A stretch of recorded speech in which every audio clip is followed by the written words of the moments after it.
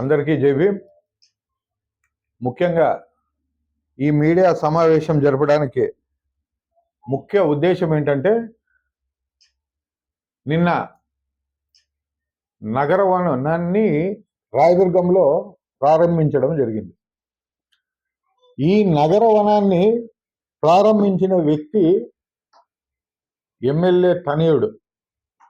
అంటే without protocol, అంటే అక్కడున్న అధికారులు ప్రోటోకాల్ లేని వ్యక్తితో ఏ విధంగా ఓపెనింగ్ చేపిస్తారు అనేది ముఖ్యంగా మా క్వశ్చన్.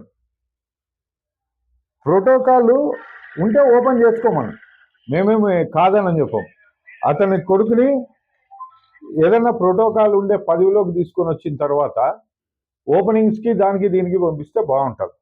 మొన్న రీసెంట్గా కూడా గవర్నమెంట్ ప్రోగ్రామ్కి సంబంధించి కొన్ని ప్రోగ్రాంలో గవర్నమెంట్ బ్యానర్లో కూడా అబ్బాయి ఫోటో ఉంది.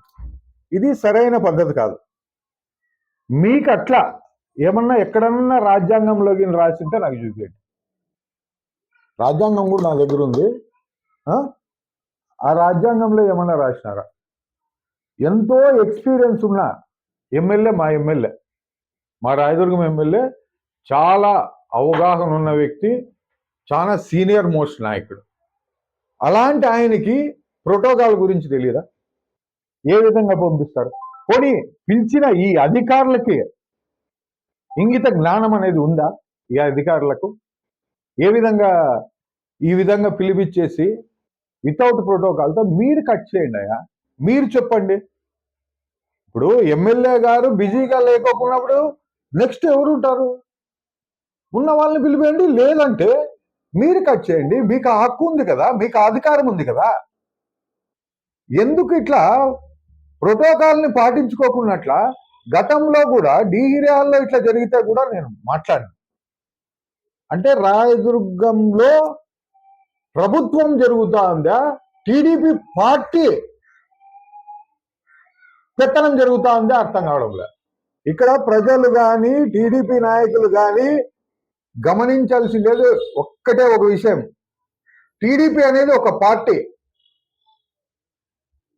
ప్రభుత్వం అనేది అందరిది. దీన్ని మీరు గమనించాల్సిందేది ముఖ్యంగా. టీడీపీ అనేది ఒక పార్టీ, బీఎస్పీ అనేది ఒక పార్టీ, వైసీపీ అనేది ఒక పార్టీ, బీజేపీ అనేది ఒక పార్టీ. అది ప్రభుత్వము కాదు.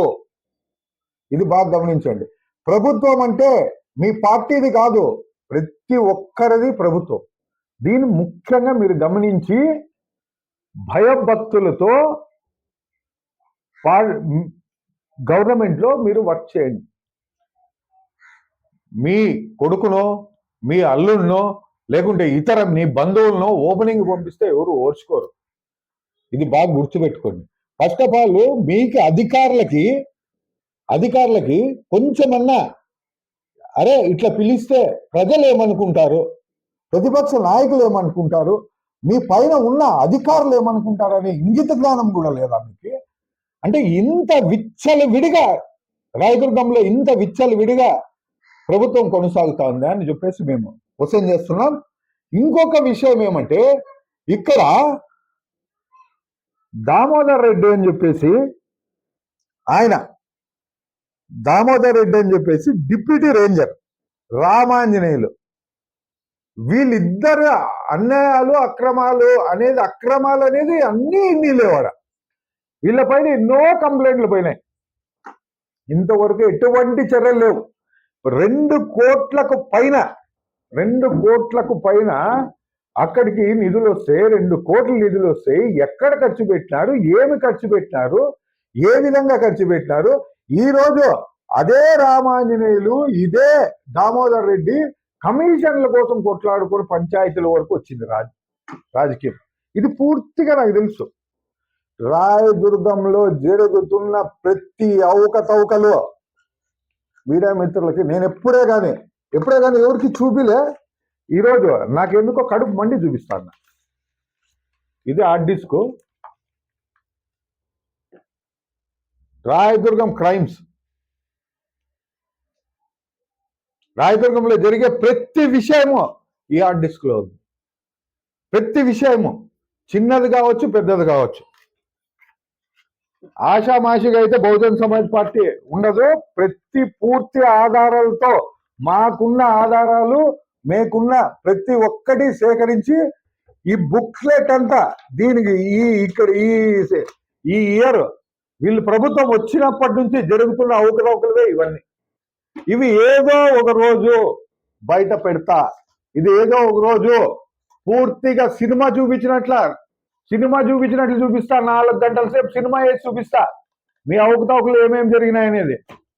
ఎందుకంటే నేను నోరు తెలియకూడదు కొన్ని అట్లా ఇట్లా జరుగుతుంటాయి రాజకీయాల్లో, సహజం అని నేను ఎంతో ఓపికగా ఉన్నా. నా ఓపికని పరిశీలిస్తా ఉన్నారు. ఇది సరైన పద్ధతి కాదు. మీరు మార్చుకోండి. మీరు అనుభవం ఉన్న వ్యక్తులు, మీరు మార్చుకుంటే చాలా బాగుంటుంది. అధికారులకు కూడా చెప్తున్నా, మీరు ప్రోటోకాల్ లేకోకున్నట్లు ఎవరిన పడితే వాళ్ళని పిలిచి మీరు దండలేసి శాలవాలు కప్పి రిబ్బన్లు కట్ చేయించినారనుకో, మిమ్మల్ని హైకోర్టులో మాత్రం 100% నిలబెడతా. కలెక్టర్ గారు మీరు ముఖ్యంగా మీరు గమనించండి. మీ కింద స్థాయి అధికారులు ఈ విధంగా ప్రోటోకాల్ తప్పి చేస్తా ఉంటే ఇంకా ప్రోటోకాల్ ఎందుకు, రాజ్యాంగం ఎందుకు అని చెప్పేసి బహుజన్ సమాజ్ పార్టీ క్వశ్చన్ చేస్తా ఉంది. ప్రోటోకాల్ అనేది ఎందుకు? ఇప్పుడు మేమే పోయి కట్ చేయొచ్చు కదా, ఇతర పార్టీ వాళ్ళు కట్ చేయొచ్చు కదా. ఎవరు పడితే వాళ్ళు ఓపెనింగ్లు చేయడమో, ఎవరు పడితే వాళ్ళు ఫోటోలు వేయించుకోవడమో గవర్నమెంట్ ప్రోగ్రామ్ అనే దానికి ఒక విలువ రాకున్నట్లు రాయదుర్గంలో జరుగుతుంది. దీన్ని ముఖ్యంగా కలెక్టర్ గారు మీరు గమనించండి. ఈ 2 కోట్లకు సంబంధించి అక్కడ జరిగిన ప్రతి అవకతవకనే ప్రజల ముందుకు తీసుకొస్తా. నేనే అక్కడికి వెళ్తా. మీరు యాక్షన్ తీసుకొని వాళ్ళపైన చర్యలు తీసుకోకపోతే బహుజన్ సమాజ్ పార్టీ మీడియాని, ఇంజనీర్స్ ని అందరినీ తీసుకెళ్లి ప్రజల ముందు ఈ అవినీతిని బయలు చేస్తుందని చెప్పేసి తెలియజేస్తూ జై భీమ్, జై భారత్.